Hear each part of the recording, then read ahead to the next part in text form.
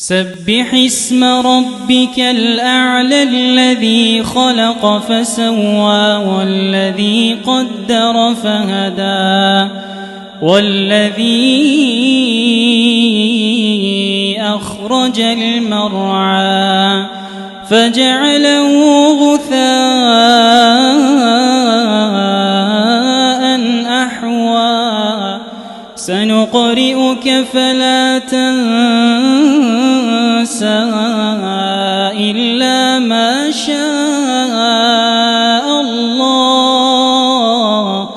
إنه يعلم الجهر وما يخفى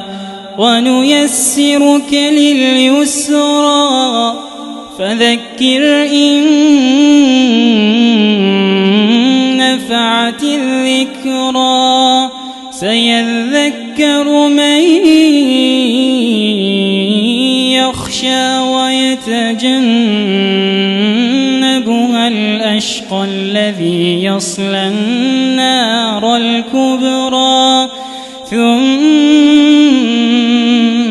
لا يموت فيها ولا يحيا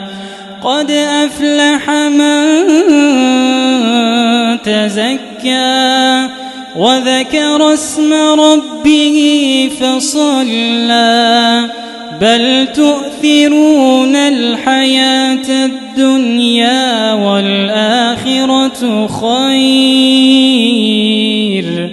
والآخرة خير وأبقى إن هذا لفي الصحف الأولى